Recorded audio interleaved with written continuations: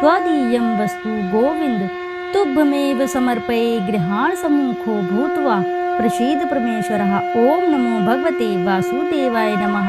जय श्री हरि प्रिय भक्तगणों, स्वागत है आप सभी का आपके अपने चैनल ज्ञान अर्थ में। आप सभी को उत्पन्ना एकादशी की हार्दिक शुभकामनाएं।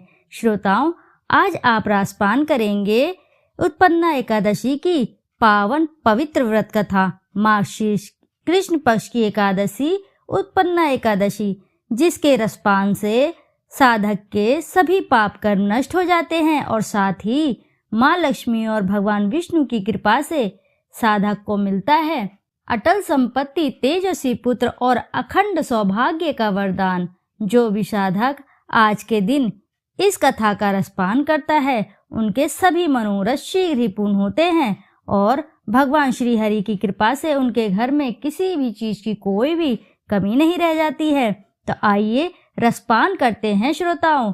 हाथ जोड़कर ध्यान लगाकर उत्पन्ना एकादशी की पावन पवित्र व्रत कथा।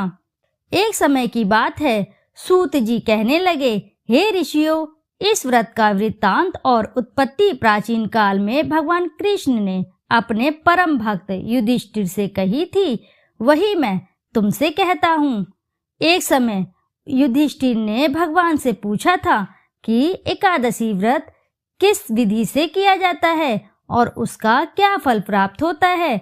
उपवास के दिन जो क्रिया की जाती है, आप कृपा करके मुझसे कहिए। यह वचन सुनकर श्री कृष्ण कहने लगे, हे युधिष्ठिर, मैं तुमसे एकादशी का व्रत का महात्म्य कहता हूँ, सुनो। सर्वप्रथम हेमंत ऋतु में मार्गशीर्ष कृष्ण पक्ष की एकादशी, इस व्रत को प्रारंभ किया जाता है। दशमी को सायकाल भोजन के बाद अच्छी प्रकार से दातून करें ताकि अन्न का अंश मुंह में न रह जाए। रात्रि को भोजन कदापि ना करें, ना अधिक बोलें। एकादशी के दिन प्रातः 4 बजे उठकर सबसे पहले व्रत का संकल्प करें। इसके पश्चात शौच आदि से निवृत्त होकर शुद्ध जल से स्नान करें। व्रत करने वाला चोर, पाखंडी, पर स्त्रीगामी, निंदक, मिथ्याभाषी तथा किसी भी प्रकार के पापी से बात ना करे। स्नान के पश्चात धूप, दीप, नैवेद्य आदि 16 चीजों से भगवान का पूजन करें और रात को दीपदान करें। रात्रि में सोना या प्रसंग नहीं करना चाहिए।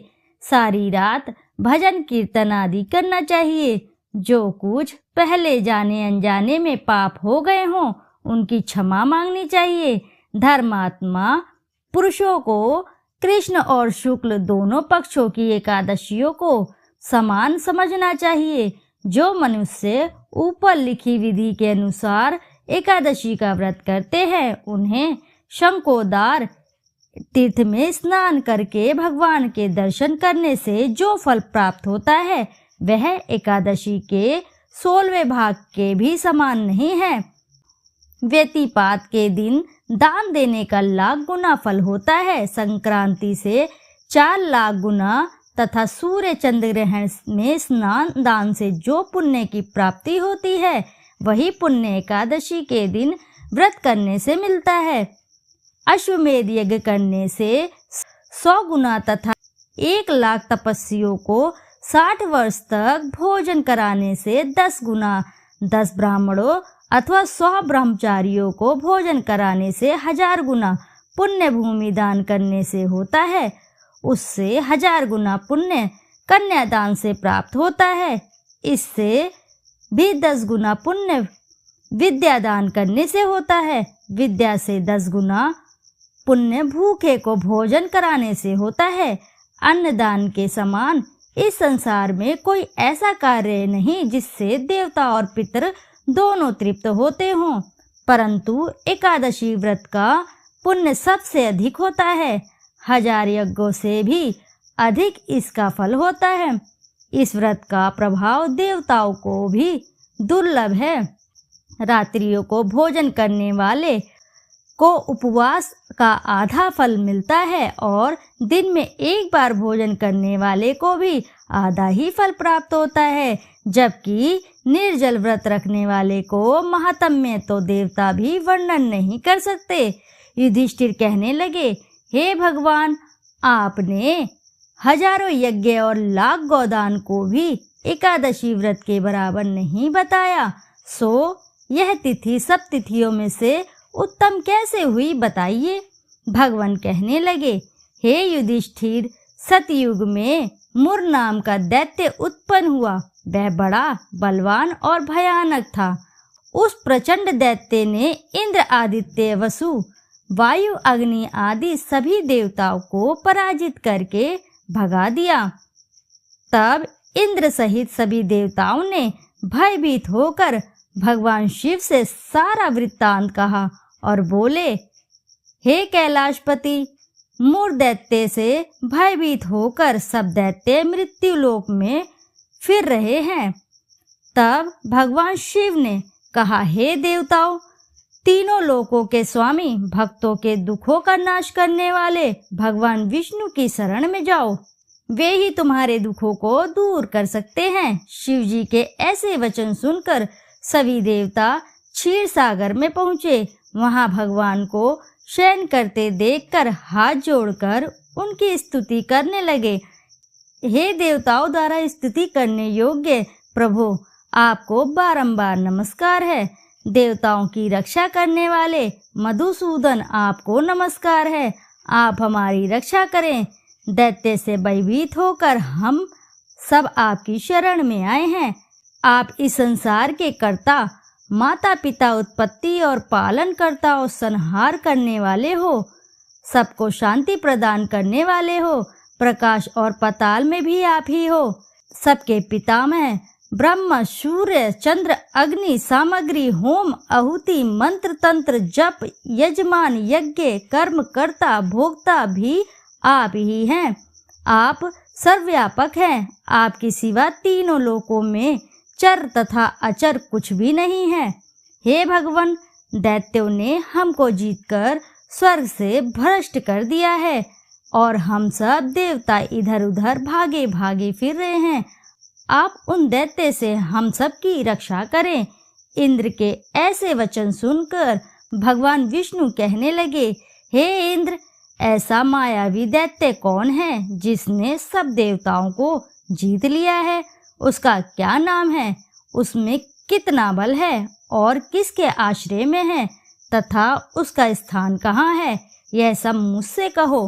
भगवान के ऐसे वचन सुनकर इंद्र बोले, भगवान, प्राचीन समय में एक नाड़ीजंग नामक राक्षस था। उसके महापराक्रमी और लोक विख्यात मुर नाम का एक पुत्र हुआ।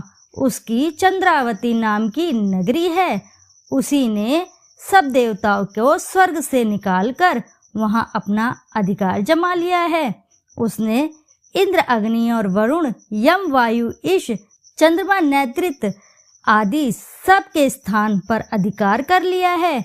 सूर्य बनकर स्वयं ही प्रकाश करता है, स्वयं ही मेघ बन बैठा है और सबसे अजय है। हे असुर निकंदन, उस दुष्ट को मारकर देवताओं को अजय बनाएं। यह वचन सुनकर भगवान ने कहा, हे देवताओं, मैं शीघ्र ही उसका संहार करूंगा। तुम चंद्रावती नगरी जाओ। उस प्रकार कहकर भगवान सहित सभी देवताओं ने चंद्रावती नगरी की ओर प्रस्थान किया। उस समय दैत्य मुर सेना सहित युद्ध भूमि में गरज रहा था। उसकी भयानक गर्जना सुनकर सभी देवता भय के मारे चारों दिशाओं में भागने लगे। जब स्वयं भगवान रणभूमि में आए तो दैत्य उन पर भी अस्त्र शस्त्र आयुध लेकर दौड़े। भगवान ने उन्हें सर्प के समान अपने बाणों से बींध डाला। बहुत से दैत्य मारे गए, केवल मुर बचा रहा। वह अविचल भाव से भगवान के साथ युद्ध करता रहा। भगवान जो भी तीक्ष्ण बाण छोड़ते वे उसके लिए पुष्प सिद्ध होता। उसका शरीर छिन्न भिन्न हो गया, किंतु वह लगातार युद्ध करता रहा। दोनों के बीच मल्ल युद्ध भी हुआ। 10,000 वर्ष तक उनका युद्ध चलता रहा, किंतु मुर नहीं हारा। थक कर भगवान बद्रिकाश्रम चले गए। वहाँ हेमवती नामक सुंदर गुफा थी।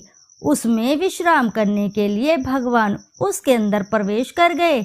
यह गुफा 12 योजन लंबी थी और उसका एक ही द्वार था। विष्णु भगवान वहाँ योग निद्रा की गोद में सो गए। मुर भी पीछे पीछे आ गया और भगवान को सोया देखकर मारने को उद्यत हुआ। तभी भगवान के शरीर से उज्जवल कांतिमय रूप वाली देवी प्रकट हुई। देवी ने राक्षस मुर को ललकारा, युद्ध किया और उसे तत्काल मौत के घाट उतार दिया। श्री हरि जब योग निद्रा की गोद से उठे, सब बातों को जानकर उस देवी से कहा कि आपका जन्म एकादशी के दिन हुआ है, अतः आप उत्पन्ना एकादशी के नाम से पूजित होंगी। आपके भक्त वही होंगे जो मेरे भक्त हैं। इति शुभम। प्रेम से बोलिए प्रिय भक्तगणों, जय श्री लक्ष्मी नारायण, जय श्री माता एकादशी। श्रोताओं, यदि आपको कथा अच्छी लगी है तो वीडियो ज़रूर लाइक करें और साथ ही चैनल को सब्सक्राइब करें और एक बार अपनी सच्ची श्रद्धा के साथ कमेंट बॉक्स में ज़रूर लिख दें। जय श्री लक्ष्मी नारायण। फिर मिलते हैं आपसे ऐसी किसी नई कथा कहानी में। जब तक के लिए नमस्कार श्रोताओं।